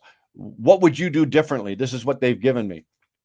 I have no shame whatsoever asking for help for something that I don't know about. Because if I make a mistake, it's going to be a freaking big one, and it's going to cost me a chunk of change. And down the road, it's going to hurt me. I'd rather it's my money. I work like a dog for it. And don't say, oh yeah, well, dogs just lay in the corner and lick their balls. You know what I'm talking about. I work my ass off for this money. I'm not giving it away to anybody for any reason, whether it be truck purchase, truck finance, or at the level of here. Hold on. She's telling you how to finance your truck. Yeah. Don't buy it. Lease. Yeah. Would you lease it or buy it? You'd lease it. See, I told you. I was right. I didn't negotiate and paid 16% on one of my truck's financing. That's exactly what I was talking about. Okay. Don't take the first deal that you. I bet you that was the first deal that you took as well. Somebody put this deal in front of you, and you just went, okay, and you took it. Shop it around, man. Are you done? This must be PMS week. Jesus, jumping Joseph and Mary. Anyway, so you know what? There we go. And like I said, this was we just went for an hour. We got an hour 30 into this topic. There's more to it. Everything that we've talked about here today is not necessarily the end all be all. There is more to it, and there are other options as well. All I've done is just give you I've got you in the door. These are this information that I've given you here will get you in the door and at least give you a handle or an idea of what you can do and what your options are and what to expect, right? Remember, truck dealerships and anything like that, they're ruthless. They're there to make money. They don't want they want to get as much money out of you for as long as they can with the highest interest rate they can. I have a question. So once you pay off truck or get a loan, how do you keep leasing it? I flip them, Shannon. Once for example, I'll use my Freightliner. Okay, Shannon, as an example. I took that as a lease, right? That was written up by a company. Okay, enough. That was written up by a leasing company, a finance company called Harbor Edge up here in Canada. It was written out as a 3-year lease with a $1 buyout plus tax on the end. So when the lease was up, now on most cases, and I didn't do it with the Freightliner, but in most cases, when that lease is up, I will usually run it for a couple more months with no payment. Bank that money as if I was still making a payment, add that into the bank account, top up the bank account, and then I flip the truck. Flip the truck on 3 years. That way I've still got very good resale value on it. I owe nothing on the truck. So when I sell it, right, I've paid the truck off. I paid the $1 buyout. It's now my truck in my name. I turn around, I flip the truck. So let's just say your 3-year-old truck is still worth 90 grand or 80 grand or whatever it is. I take the 80 grand plus a little top up, and now I take that and I put it down on the down payment on the next new truck. That's how you're able to afford a new truck every 3 years or even 4 years if you want to term it out at 4 years. If you're coming in the first time and all you've got is 20 grand, 20,000 to put down on a $190,000 or a $200,000 truck, you're going to have a huge payment. I always roll them out after 3 years and a couple of months, and then flip them, and then go into another truck, lease it for 3 years, flip it, and then that way you're continuously every 3 years there and about. Let's just go long, say 3.5 years there and about. Every 3.5 years, you're into new equipment. Most of the time you're still in warranty when you're getting rid of that truck if you take the extended warranty. So I don't like to run trucks out of warranty. So when I'm selling the truck, I've got warranty on it, which also makes it a little more attractive to the next guy that's coming to buy it. So you want to put a big down payment to reduce monthly lease payments. It will not only reduce your monthly lease payment, but it also reduces your term, right? The bigger the down payment that I would put down, let's just say, if my truck is, we'll use a round number, Shannon, like 200,000, right? So if I put 90,000 or say 80,000 down on 200,000, that means I'm only financing 110 or 120,000. I don't need to finance 120,000 over 5 years or over 6 years. If I finance it over 5 years, my payment's only going to be $1,100. Well, why the hell would I want to fucking make a payment of $1,100? I can now afford because I have it in my head, and you should too, you probably do, you know what you could afford or what your truck payment would be. So if I know that I can afford a $2,500 a month truck payment, I'm going to base my term and my payment and my interest and my the length and my down payment. I'm going to base all of that on what I want for my truck. If I want a $2,500 a month truck payment, I'm going to break that out over 3 years, 120 grand. It's going to give me 2,500. I don't know. I'm just saying these numbers, but I don't know. I don't have a calculator, but let's just say that's what it is. And your truck payment is $2,500, and that is written out as a lease. As a lease, that $2,500 is then tax deductible 100%. As if I went to the bank and got a loan for that $120,000, the first year I can write off, like I said, about 60% of the payment. The second year I can write off 43% of the payment, and on the third year I can only write off interest only. If I run it as a lease for 3 years, I can write off 100% of the payment for all fucking 36 months. And that's just what I do. I'm not saying that I've got it nailed and mine is absolutely the right, perfect way to do it. But this is what has worked for me, and this is what was shown to me. And I didn't always do it this way. I had to be shown, down the line years ago. And well, why are you doing it this way? Why don't you look at this, tweak it like this? In the lifespan of my business of being an owner operator, I've probably had to pivot at least 3 or 4 times, or pivot my business at least 3 or 4 times, not just for market reasons, but for financial reasons, for financing reasons, for truck reasons. You've got to be able to pivot and be able to learn. And lucky for me, there have been times, even though I do a lot of talking and people say you never shut your mouth, but there are some times that I've been willing, I'm smart enough to shut my mouth and listen. And I've got some good advice. So that's how I do it. As big a down payment as I can afford. I don't mean go put yourself in more debt to get your down payment, right? It's got to be money that you've got, whether it be, the sale of your truck plus whatever you might have a little extra in the bank on a maintenance or on a savings for your payment after your lease runs out. But if you can get your down payment as big as possible, it'll shorten the term of your lease. It'll also lower the monthly payment, or get you a more manageable monthly payment. I've never been afraid of a monthly payment, because I've always known that, okay, this is how much money I have to put down on this. This is what the price is. This is how much I'm financing. This is what my interest rate is, or my cost of borrowing. Sometimes it's not necessarily an interest rate. They term it a cost of borrowing. I've always known what those numbers were. And that way I could always go, okay, sign it. Let's go. Give me the truck. Give me the keys. Bye-bye. Again, I'm not necessarily 100%. No, my way isn't necessarily the 100% way to go. If other people are doing it and it's working for them, and you're getting the tax breaks you need, and you're able to keep your payment under control, and your monthly expenses are manageable, and you're able to do all of that, hey man, keep doing what you're doing. But if there's even one little piece of what I've said here, you don't have to do all of it, but if there's one little piece here of what I've said that can help you, then you know what? I've done my job. I'm not here to teach you how to do it. I'm certainly not cramming it down your throat, telling you that you have to do it this way. That's not what I'm saying here. I'm just giving you as many options as I can in general, right? Just giving you general terms on as many options as you can. And if there's one little thing in here that's going to help even one of yous when coming to make that decision, you can sit there and go, what? Oh, fuck, Brian said something about that. Let me go make a phone call. Take your time, do it right. Get educated, talk to people, put your when doing this kind of shit.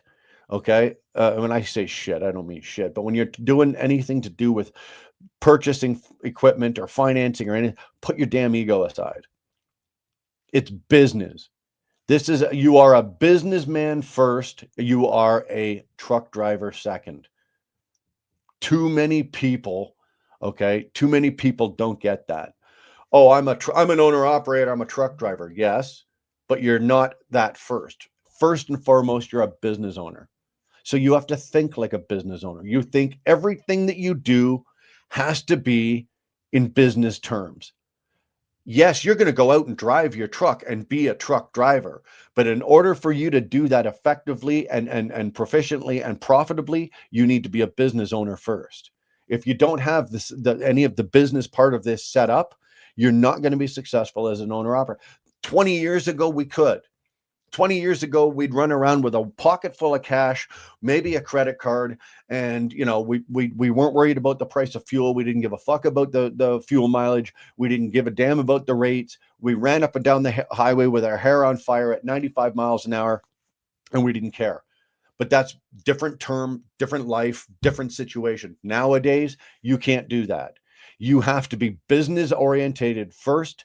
You need to know a little bit about everything of your business, or as much as you can about as much of your business as you can. Know as much as you can, and then you're a truck driver. Business first, truck driver second. If you're going about this going, well, I'm a truck driver and I'm just going to go out there and money's going to go in the bank and I'm going to pay for my fuel, you are fucked. End of the day, bottom line, you're fucked.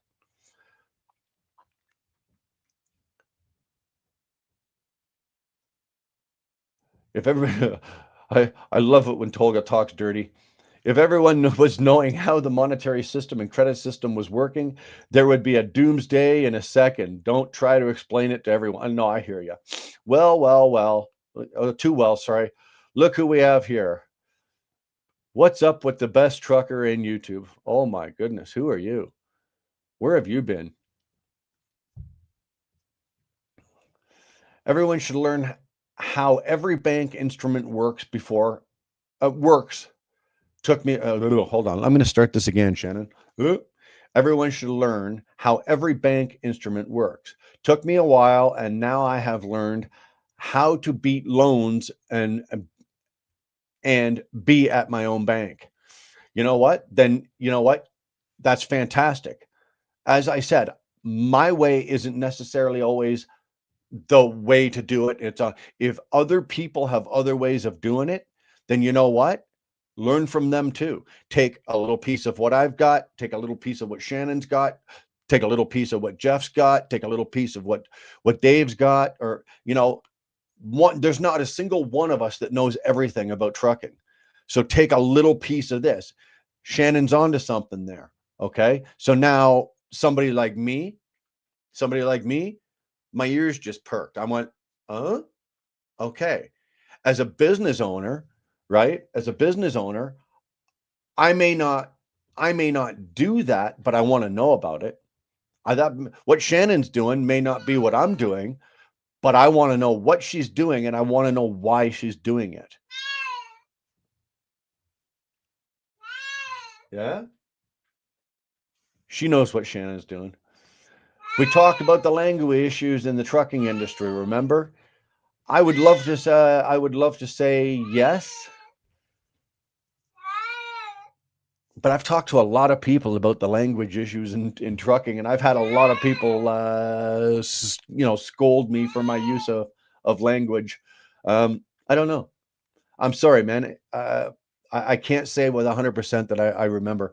I go live, like today is day 1 of the next 7. So I'm going to go live for the next 7 days. And in the next 7 days, there's going to be probably 40 to 50,000 people roll through there. And there's no way I'm going to remember every single person.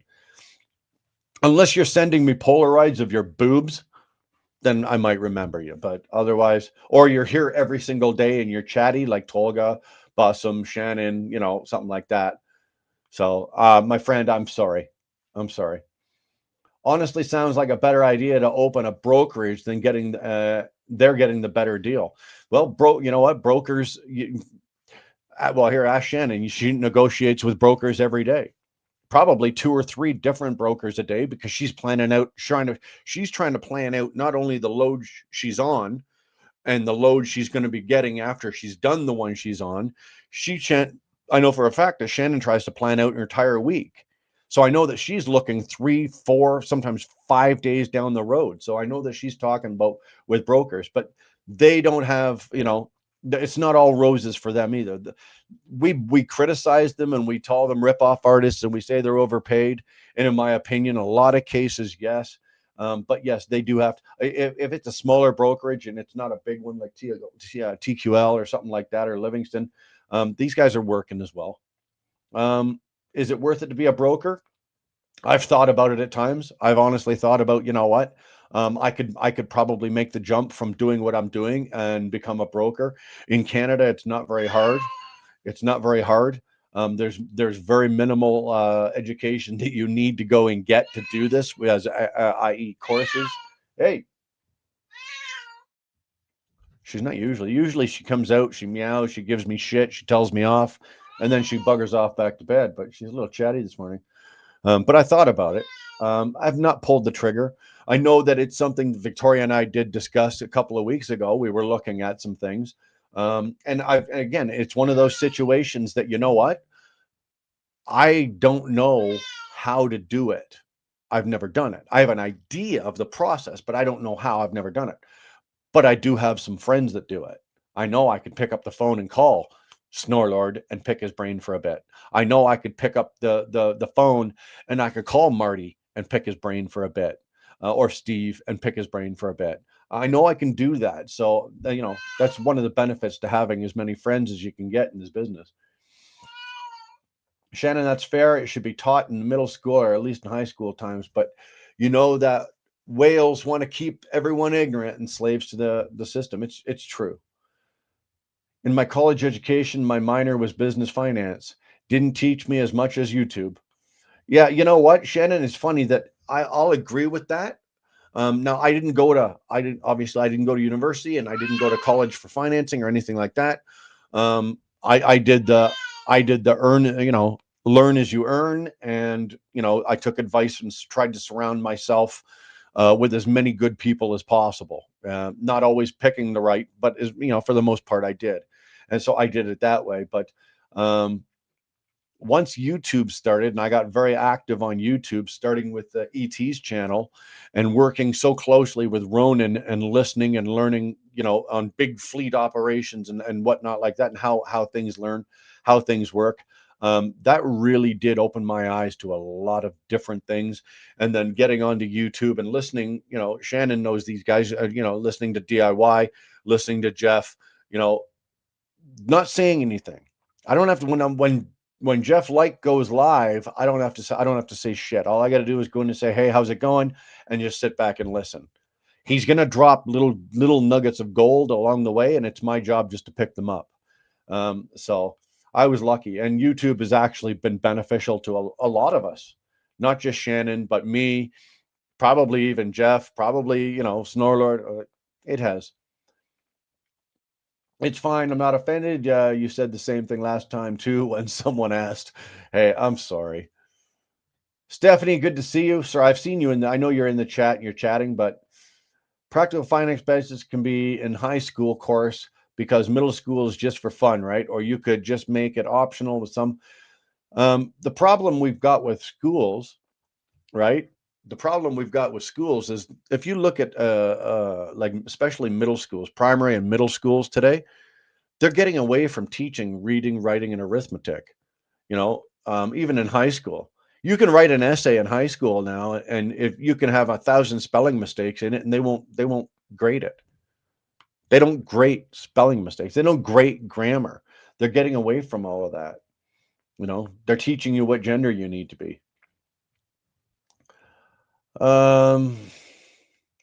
Jeff is an absolute genius. Well, I'll agree that in the market of what we do in trucking, in the business of trucking, Jeff is probably at the top of my list of people that I would listen to. Now, does Jeff know everything? No, he don't. There's probably areas of this business that he doesn't know, or he would have to seek advice on. What I would like to know is who's Jeff's mentor. Right? Like I've got my mentors, right? The guys that I came up with when I was coming up as an up and coming owner operator. And as the years were going on, I had these senior owner operators that were doing it right. Not the willy nilly guys that are out there just fucking around, but these guys that are out there doing it right and doing the business. And these are the guys that I learned from. And, I still can pick up the phone and I can call especially one of these guys who's still going strong, is still driving, believe it or not. If I don't have the answer to something, chances are I can pick up the phone and call him and he'll have the answer for me. So what I'd like to know is who's Jeff's mentor? Where did Jeff get his knowledge, inspiration. It didn't all come out of a book. You can't go to university and learn all about the trucking business. It would be a 25-year course.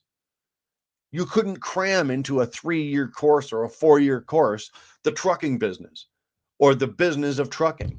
It would have to be a fucking 25-year course, which you'd probably never graduate, because by the time you got through those 25 years, it would have changed so much you'd have to take another course. So it's just like that. It's who are the mentors? Who are the teachers? It was something that was said to me a couple of weeks ago. I was talking to a friend of mine, and he said, it's a shame the teachers have stopped teaching. And it took me a second and to think about that. And he's absolutely right. Because all the guys that were out there that were like, when I was up and coming, my teachers were my age. My mentors were my age at 55, right? So when I was, in my early years, the guys that were my mentors that I looked up to were my age. Well, now all of those guys have come up, and most of our mentors have now either retired or passed away or whatever, right? So now we're supposed to be the teachers, but that's not happening that way. It's not happening that way. The teachers have stopped teaching. The mentors have all retired or passed on, and the guys they passed it on to at my age that are now at the age to be the mentors, and these are the guys, and they're not passing it along. And the proof is in the pudding. You look at how many owner operators there are out there that are failing, right? The failure rate is still far exceeds the success rate in owner operator. Now, I don't know. You can go Google this or you can go look this up, but I don't know what the success rate percentage is on owner operators these days. How many fail in the first year? What's the percentage in the first year, the first 3? It used to be, if you made it through the first year, you did, you were doing okay. If you made it for the first 3 years, from 3 to 5 years, then chances are you were going to be successful and you'd be carrying on. But if you didn't make it past the first year, after the first year, you were still struggling and dying, get out while you still have your house, your cars, your wife, your dog, your Johnny Cash collection, blah, blah, blah, blah, blah. I don't know what those numbers are. I haven't looked at them, and I didn't bother researching it because I wasn't planning on talking about it today, but they're there. When I was in university, I had to correct the teachers multiple times about international trade rules and laws. They were also teaching pretty old logistics management. I would imagine that's probably pretty close to the way it is today. But remember that, Tolga, that the industry or the business world changes. It used to be, every 3 to 5 years that new shit came in, and you'd have to move this or pivot that. You'd have to change things about your business because the industry's changed. Now it's damn near daily, Tolga. Daily or weekly or at least monthly, and if you're not prepared to pivot your business or move your business, and learn, shit that I was doing 15, even back 15 years ago is outdated by today's standards on how to run a trucking business, on how to run the business and run the truck, and as an owner operator and as an employee of my own business, and how to do all of this the way I was doing it 15, 16, 20 years ago. It's obsolete. It's obsolete. Anybody out there right now that is still running their business, their entire business, based on a mile per gallon percentage, you're outdated. You need to move into the next century here, okay? Because what you're doing is now, it's like old theory, right? Old theory. And there's guys out there that are passing that kind of stuff along, like I said, like Jeff is, and Shannon does, and I know that you can't just pick up the phone and call Shannon Thomas and go, hey, I've got 4 hours of time here and I need to talk to you about this. How do you do this, and this? She's busy, she works, she's running 2 trucks, and she doesn't have time necessarily to do that. But if you can get through to her and get hold of her, if you can, ask her a couple of quick questions, most of the time she's probably helpful. I've spoken to her on the phone multiple times, not even necessarily talking about trucking, but just talking about our lives and lives in general, and our families, and the dynamics of everything that's going around, and of course trucking. And you know what? It doesn't matter that I've been doing it, 20 times longer than her. A little piece of information comes out of her, and it's like, oh, hold on, wait a minute, Shannon, what'd you say? I got no problem learning from Shannon. I got no problem learning from any of you that have, if you've been doing it for 5 years, it makes no difference to me. If you're doing something that's working and I'm not doing that, and it may apply to me, I'm going to ask you how you do it because I want to learn. Good to see you, Ghost. How the hell you doing this morning? It's still morning for me, guys. It's only 10 o'clock or 10 after, or 7 minutes after 10 for me. Yeah, Brian told Tolga Boy, yeah, but Brian, old Tolga Boy is a mastermind. He's going for the world domination. He is. And just so all you fuckers know, I will be sitting at his right hand. End of the day, I'll be sitting right there at Tolga's right hand. The man's gonna need some muscle, and he's gonna need some help. And I'm the guy for the job. I will be the minister of world dominance defense. Oh, everything is changing more faster than the education system. Oh yeah, the education system can't keep up. Tolga, think about it, right? Let's just say I'm 23. Okay, I finished high school and I did 4 years of business finance in university. By the time I came out of my 4th year, the shit they were teaching me in my 1st year is probably obsolete. You would probably have to go back and fucking learn the 1st year again because what they taught you in the 1st year is obsolete. You got that right, Crag Rat. Okay. Happy National Bosses Day to your bosses out there. I heard about that actually when I was driving Victoria home, the radio station I was listening to. The DJs were actually calling their bosses at home because their bosses weren't at the station yet. They're still in bed at that hour. So the DJs actually called their bosses at home, woke them up, and the one guy was pissed. It was funny as hell. But yeah, they called their bosses at home and then wished them happy Bosses Day, and then started firing rapid fire questions at them like, "What would you think if the boss did this to you?" And it was shit that their bosses were doing to them, and they all took note and they were throwing them at their bosses while they were having. It was actually very humorous. Whoever came up with the idea really did a good job. But happy Bosses Day to all you bosses out there. You know what? I am not trucking no more, but I am still a boss. Defense, nice. No one wasn't asking me for that job, so you saved me a ton of time, dude. I'm there for you. I will do your defense for you all day long. Toga won't need a right hand. We're all peasants.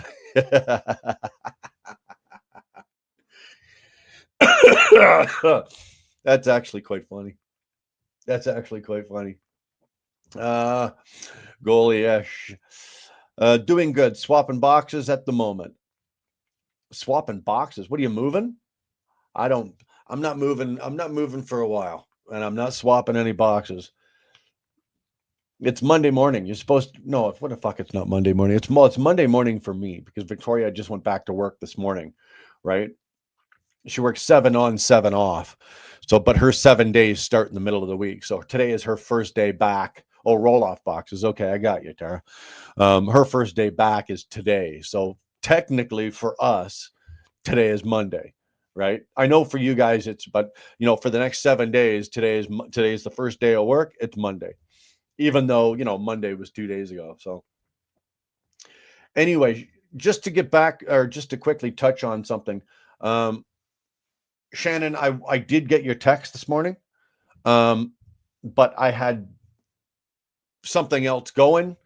And then I didn't have the time between getting Victoria to work, getting home, taking the dog, feeding the dog, taking the dog for. I could have called you while I was taking the dog for a walk, but I did not because it was too damn cold, so it wasn't really a long. And then I had to come back here and do this. So, but if you're good with it, I've got about an hour when I'm done this.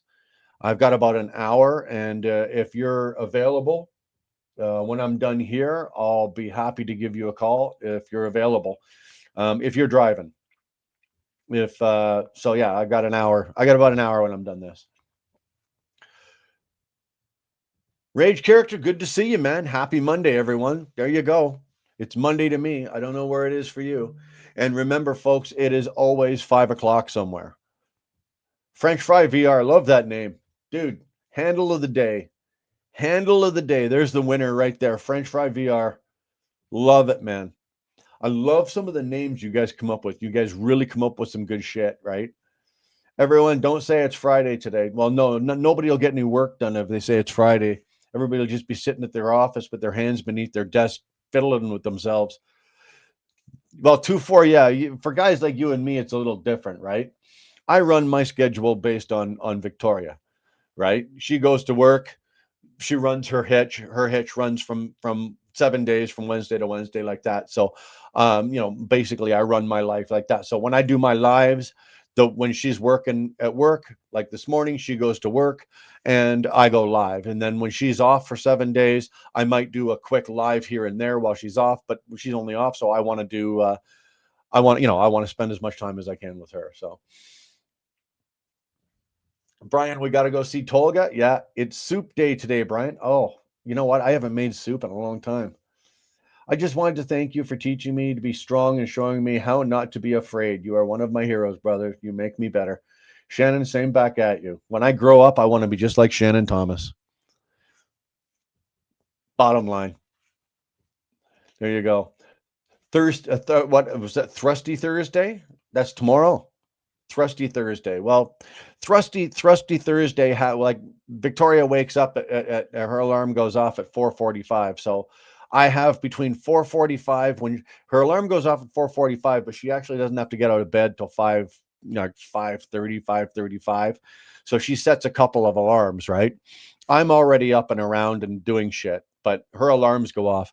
So, but if I want Thrusty Thursday, I have to be there at between 5 or 4:45 when that alarm goes off and 5:35 when she has to get out of bed. Otherwise, there's no Thrusty Thursday for Brian. That's if we're worthy enough. Well, I'm worthy. I don't know about you. I just do my little part in life just to scrape by, and all we're trying to do out here, like fuckers like me, all we're trying to do out here is just, help the next guy. You know what? I didn't get where I am all on my own. I know that. Yes, I got lucky, but I had some good people helping me many times. Many times. Sometimes, and it was funny when you think about it back in the day, sometimes you were getting help and you didn't even know it. When you were thinking that old man's just a crusty old bastard. But if you would have waited and listened to what he was saying, he was actually helping you. You just didn't know it because the way that they were doing it back then was a lot different. Sit down, shut up. What the fuck do you know? I've driven more miles backwards than you've driven forward. But if you actually do it and listen to these old farts, you'll pull some really good information out. And I did. Wait, today is Thursday. No, today's fucking today's not Thursday. What are you out of your? Yeah, it is Thursday. So whatever. Today's her first day back to work. So Thursday is her first day back, and Wednesday is her last day back. 2-4, don't confuse me, man. Okay, I know you're drinking. I'm not. Don't confuse me. Cragrat's making soup, so maybe you and Stephanie should get together with soup and compare recipes. Anyway, you know what, guys? I'm going to jump off. Shannon, if that's an okay, I didn't see if you were available for a chat. If you want, I can give you a call, or you can just drive around thinking that I'm great, and I got no problem with that either. But I'm going to jump off now.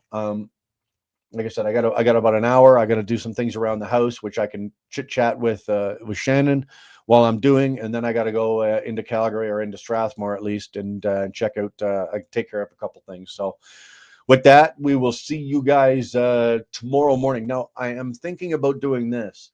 I'm thinking of instead of starting this so early in the morning, I'm thinking of moving this operation to, say, instead of starting between 7:30 and 8, sort of working this of say from 9 and then going till like noon, like you're doing 3 hours, 9 to noon, no more than 3, but starting it at 9 instead of 7.